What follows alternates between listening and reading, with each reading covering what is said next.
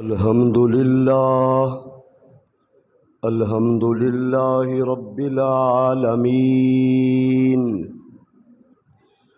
والصلاة والسلام علی اشرف الانبیاء وسید المرسلین الذی کان نبیا وآدم بین الماء والطین وعلى آلہ الطیبین واصحابہ الراشدین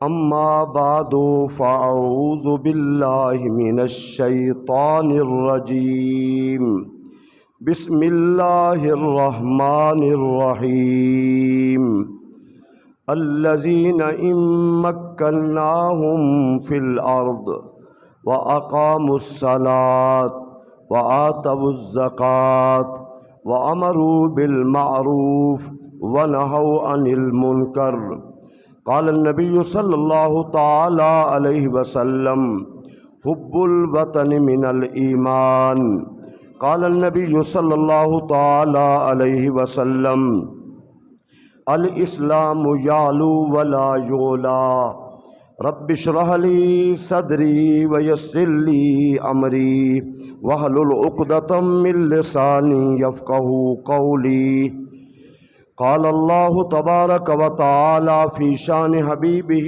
مخبرا وآمرا ان اللہ وملائکتہ یصلون علی النبی یا ایہا الذین آمنوا صلوا علیہ وسلموا تسلیما اللہم صل علی سیدنا و مولانا محمد وعلی آل سیدنا و اصحاب سیدنا و مولانا محمد وبارک وسلم وصلوا علیہ صلاۃ و سلاما علیک یا سیدی یا رسول اللہ وعلى آلك وأصحابك یا سیدی یا حبیب اللہ۔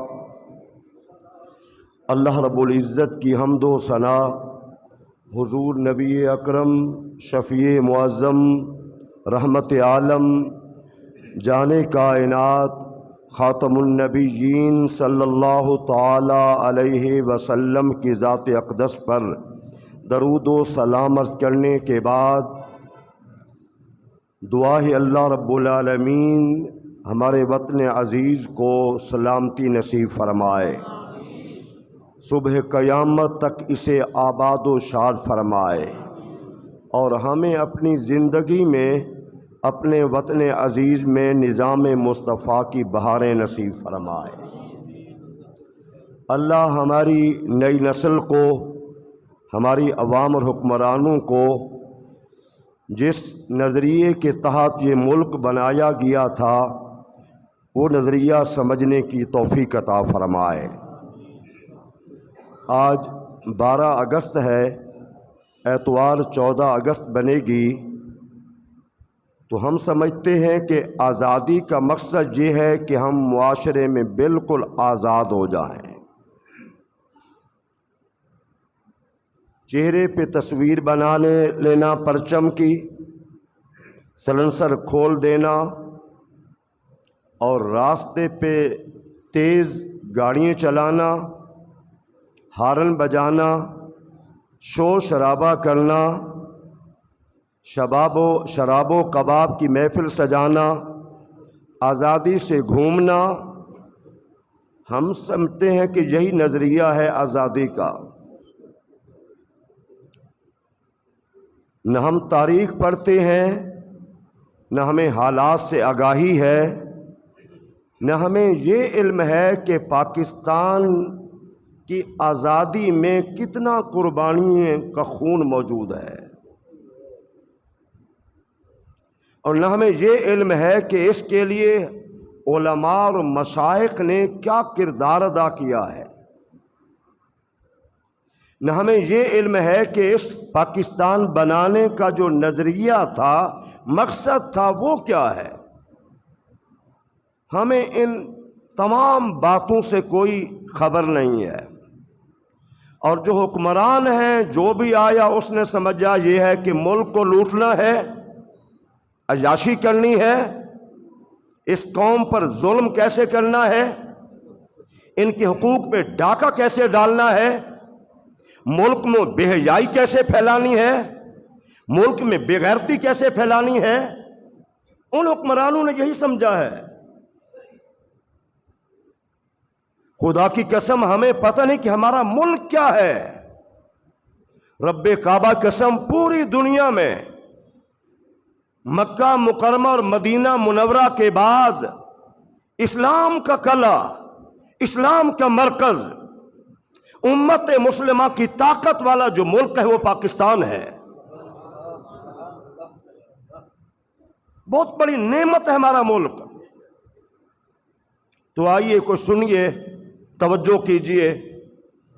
دیکھیں اللہ کریم نے قرآن میں فرمایا الذین ان مکناہم فی الارض، وہ لوگ اگر ہم انہیں زمین میں رہائش دیں، طاقت دیں، اقتدار مل جائے، سلطنت ان کے کنٹرول میں ہو، وہ حاکم وقت بن جائیں، تو انہوں نے سلطنت میں کرنا کیا ہے؟ قرآن کی سنیے ذرا۔ ہم چھوٹی سوچ کے مالک ہوتے ہیں، ہم قرآن کو بھی سائڈ پہ رکھ دیتے ہیں۔ قرآن نے کیا کہا؟ میری سب سے گزارش ہے سنو ذرا۔ امروا بالمعروف واقاموا الصلاۃ وآتوا الزکوٰۃ، وہ حکمران کیا کریں گے؟ نماز ادا کریں گے، لوگوں سے بھی کہیں گے،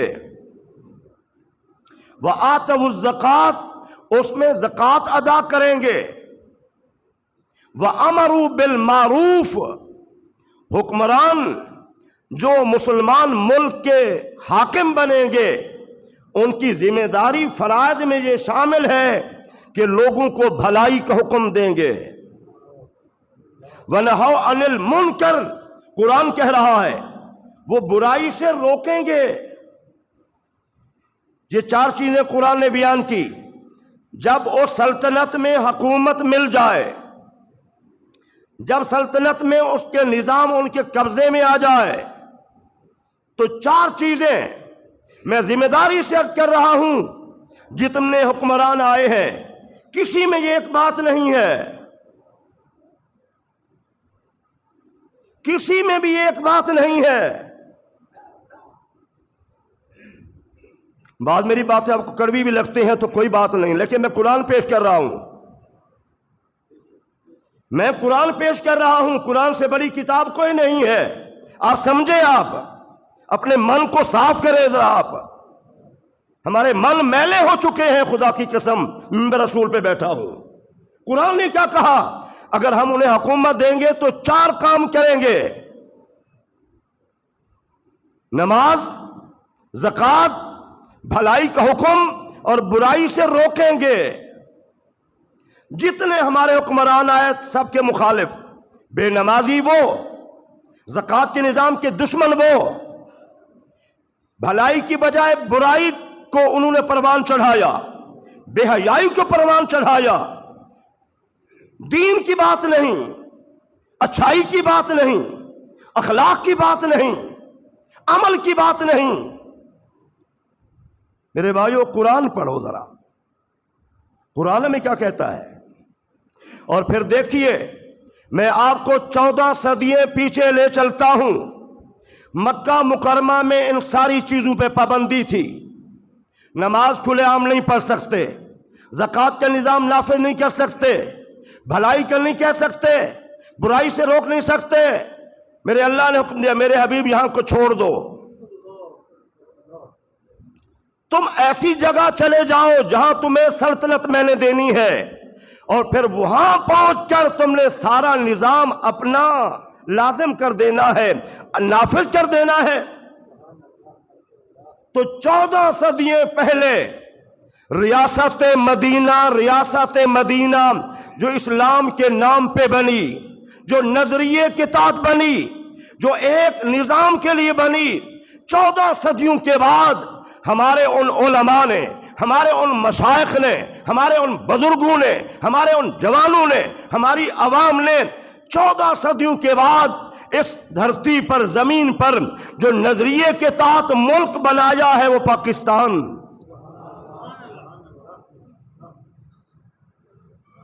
یہ ملک بنایا گیا۔ کاش اسلامی گورنمنٹ ہوتی۔ وہ اینکر کمینے ظالم جو بیٹھ کے چینلوں پہ کہتے ہیں نظریے کے تحت نہیں بنا، اسلامی ریاست ہوتی، ان کی زبانیں گدی سے کھینچ لی جاتی کہ جو ملک نظریے کے تحت بنا ہے تم کہتے نہیں ویسے بنا ہے، آزادی عیاشی کے لیے بنا ہے۔ تو 14 صدیاں پہلے ریاست مدینہ بنی اور 14 صدیوں کے بعد اسلامی جمہوریہ پاکستان جو ریاست مدینہ کے بعد مسلمانوں کے نظام کے لیے، مسلمانوں کے تشخص کے لیے، مسلمانوں کے معاملات کے لیے بنائی گئی ہے، تو وہ ریاست پاکستان ہے۔ میں خدا کا شکر ادا کرتا ہوں، میں اللہ کا بے حد و حساب شکرانہ ادا کرتا ہوں کہ اللہ نے مجھے پاکستان جیسا ملک دیا ہے۔ آپ کو بھی شکرانہ ادا کرنا چاہیے۔ اب تھوڑے سے میں، حضور نے ارشاد فرمایا ہند سے مجھے خوشبو آتی ہے، سیدنا علی مرتضی کے راوی ہیں، ہند سے خوشبو آتی ہے۔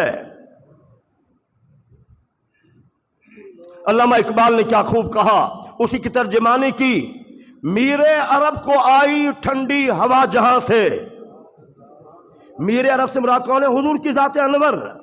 اور علامہ ترجمانی کر رہے ہیں، میرے عرب کو آئی ٹھنڈی ہوا جہاں سے، میرا وطن وہی ہے، میرا وطن وہی ہے۔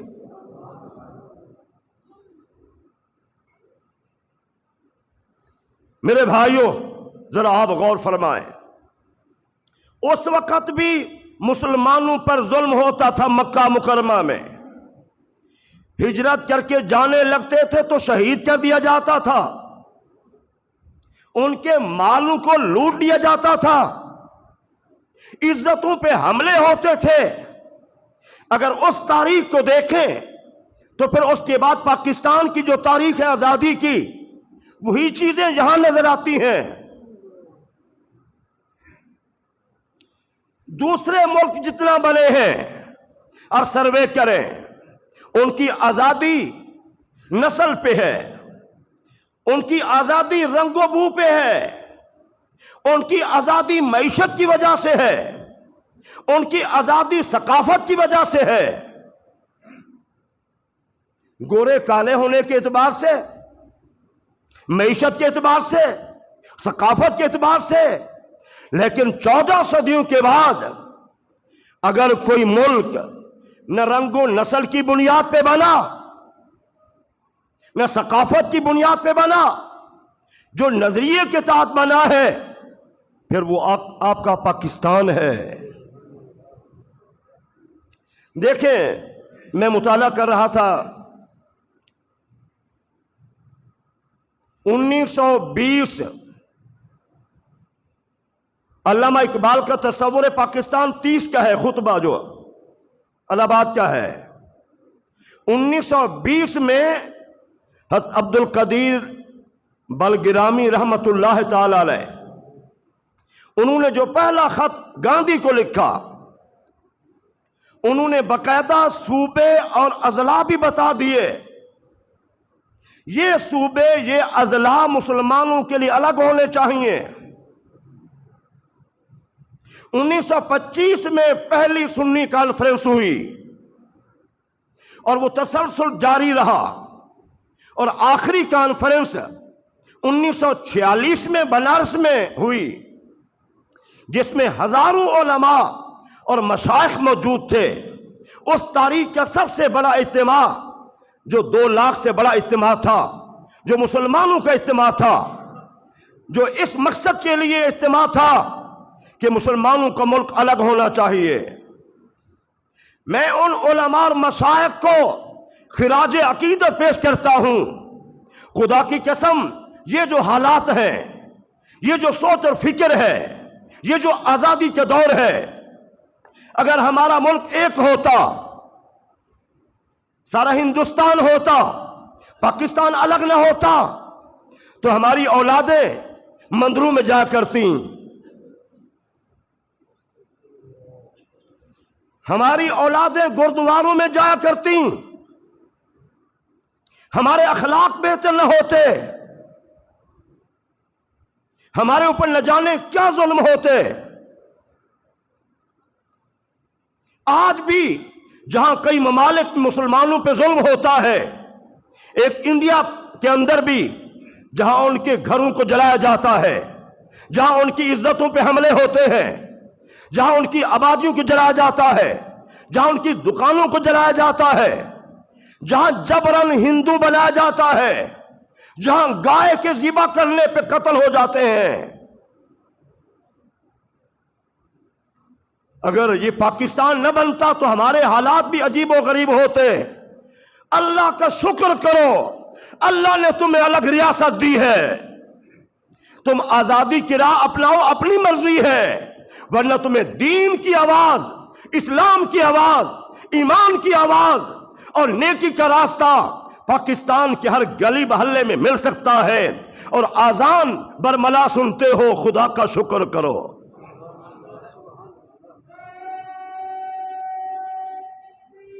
اللہ اکبر۔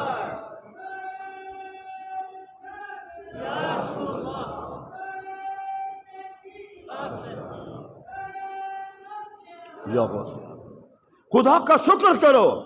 میرے جوانوں، میرے جملوں پہ غور کرو ذرا۔ تو مسلمانوں کی آبادی میں تم نے آنکھ کھولی، تمہیں مسجد کا ماحول بھی میسر ہے، نہ اپناؤ، تمہاری مرضی ہے، ورنہ تمہیں اللہ کے گھر کا ماحول میسر ہے،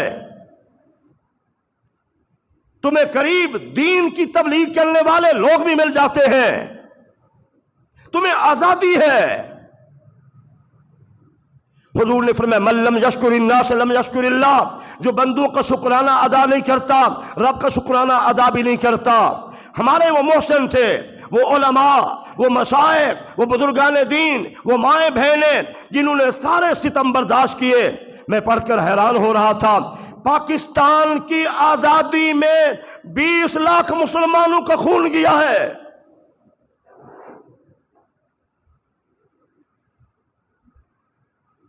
چار قتل ہو جائیں، دل کی حرکت بدل جاتی ہے، چہروں کی رنگت بدل جاتی ہے 4 قتل پہ۔ میں آپ کو بتانا چاہتا ہوں، اس پاکستان کی آزادی میں 20 لاکھ مسلمانوں نے خون دیا ہے،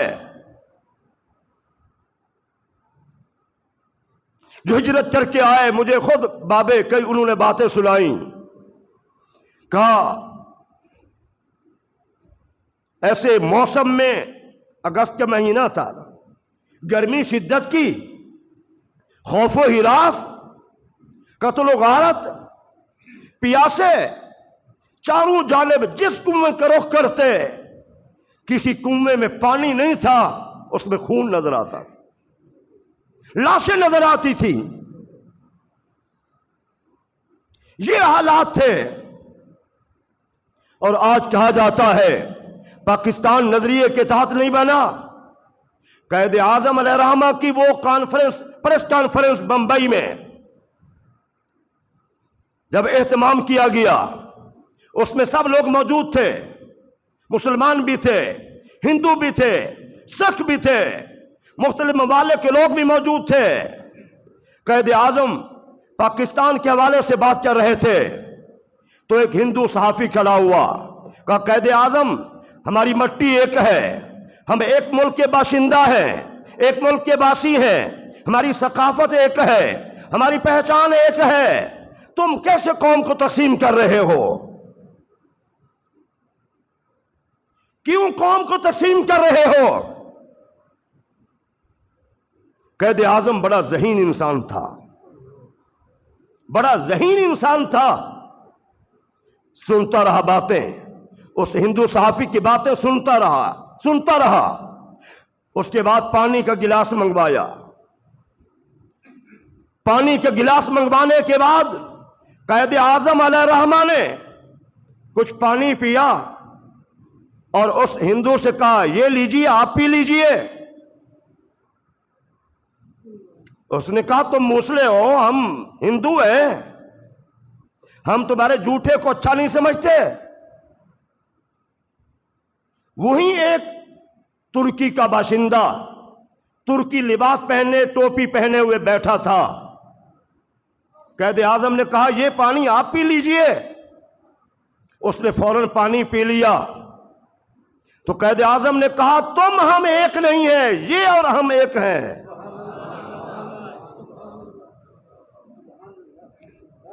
جو کلمہ میں پڑھتا ہوں لا الہ الا اللہ محمد رسول اللہ, یہ بھی وہی کلمہ پڑھتا ہے.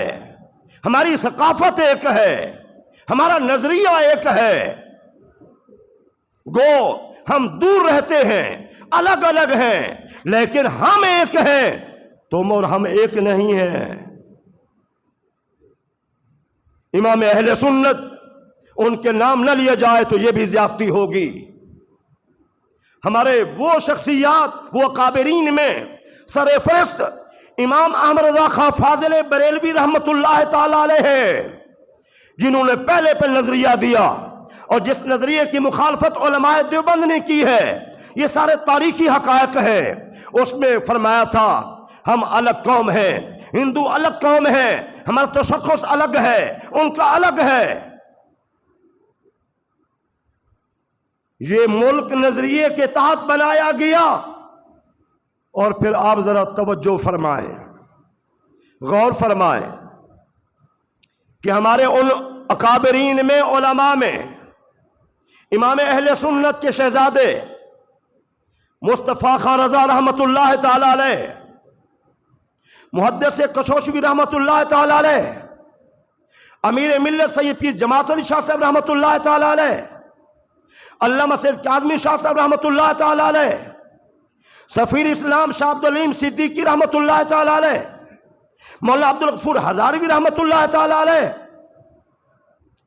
یہ بڑے بڑے لوگ اس سٹیج پہ موجود تھے, اور جنہوں نے پھر آگے قائد اعظم کو لگایا, کہا یہ ہمارا وکیل ہے, پاکستان بنانے میں ہمارا یہ وکیل ہے. اور پھر یہ بھی کہا اگر یہ بھی اس نظریے سے دستبردار ہو گئے تو ہم پاکستان بنا کے رہیں گے, پاکستان بنا کے رہیں گے. اور امیر ملت کی وہ تقریر جنہوں لوگوں کے دلوں کو ہلا دیا, اس وقت مسلم لیگ مسلمانوں کی نمائندہ جماعت تھی, رہنما جماعت تھی. تو آپ نے برملا فرمایا جو اسے ووٹ دے گا تو ٹھیک ہے, جو اسے ووٹ نہیں دے گا تو پھر اس کو ہندو قبرستان میں دفن کیا جائے گا, پھر ہمارا نہیں ہے. اور پھر قائد اعظم رحمت اللہ علیہ کو پیر جماعت علی شاہ صاحب امیر ملت نے آپ کے پاس قرآن مجید بھیجا, آپ کے پاس مصلی بھیجا, آپ کے پاس تسبیح بھیجی. قائد اعظم سے بعد میں ملاقات ہوئی تو آپ نے فرمایا کہ میں نے آپ کے پاس تحفہ بھیجا تھا. کہا میں نے قبول بھی کر لیا اور مجھے سمجھ بھی آ گیا. قرآن اس لیے دیا قائد اعظم قرآن بھی پڑھو, اور جو تم نے ریاست بنانی ہے اس ریاست میں اس قرآن کا نظام چلنا چاہیے.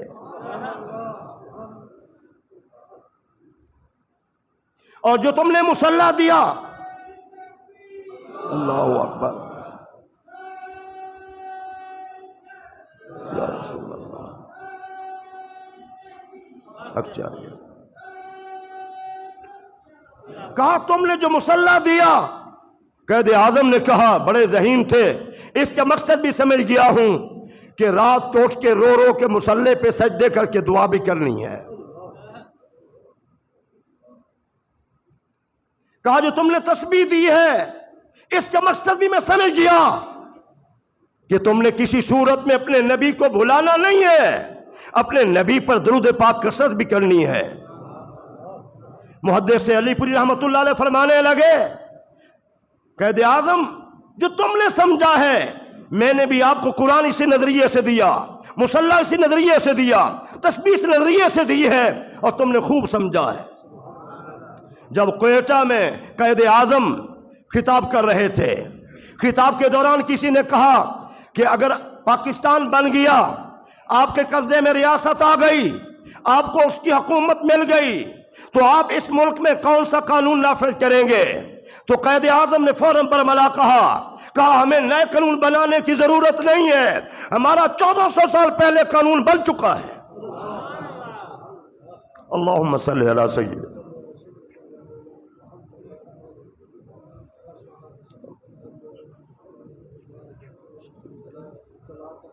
صلاۃ و سلام علیکم یا سیدی یا رسول اللہ علی آلک و اصحابک یا سیدی۔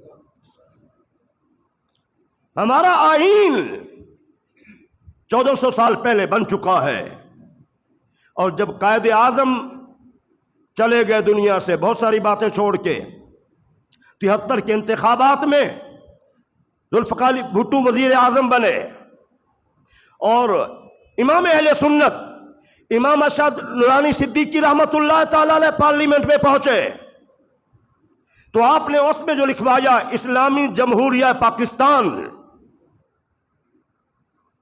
اور اس میں جو آئین سازی کی گئی، اس آئین سازی میں سب سے زیادہ شکیں 200 کے قریب مولانا نورانی نے شامل فرمائیں، اور جب پاکستان کے مذہب کی بات کی گئی تو کہا کہ پاکستان کے سرکاری مذہب اسلام ہوگا۔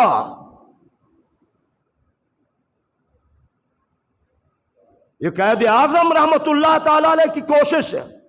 آج بھی آپ کے آئین میں، پاکستان کا آئین جو 73 میں بنایا گیا، اس آئین میں باقاعدہ یہ بات موجود ہے کہ اسلام کے خلاف کوئی آئین نہیں بنایا جائے گا، ایسی کوئی شک جو اسلام کے مترادف ہے نہیں نافذ کی جائے گی۔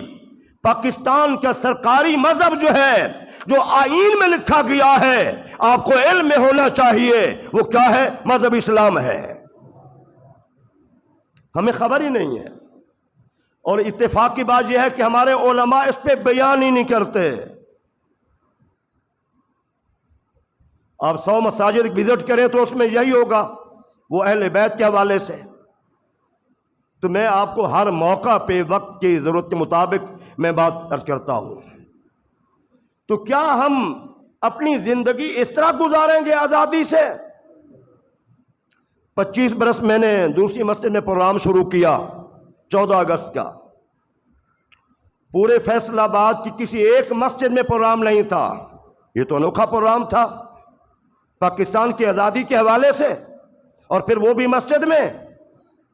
تو بحمدللہ ثم الحمدللہ آج بہت ساری مساجد میں اس گناہگار کو دیکھ کر 14 اگست کو پروگرام ہوتا ہے، قرآن خوانی ہوتی ہے، دعائیں ہوتی ہیں، لوگ نوافل پڑھتے ہیں، ہم اپنے ملک کے لیے، امت کے لیے دعائیں کرتے ہیں۔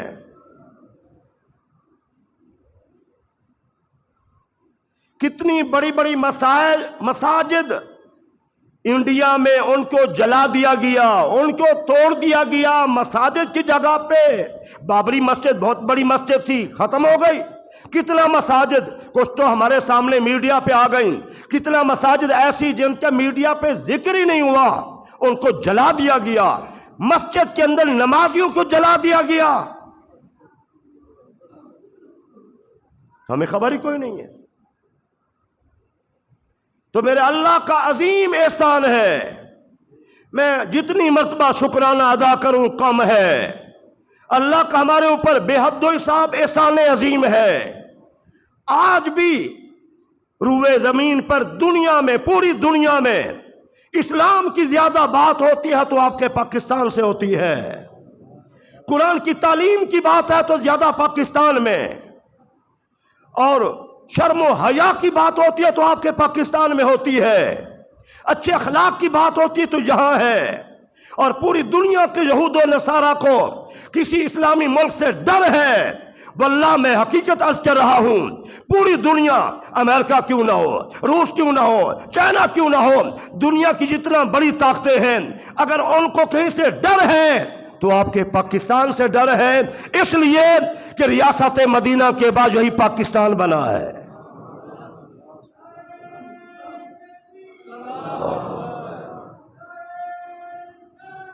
یا رسول اللہ۔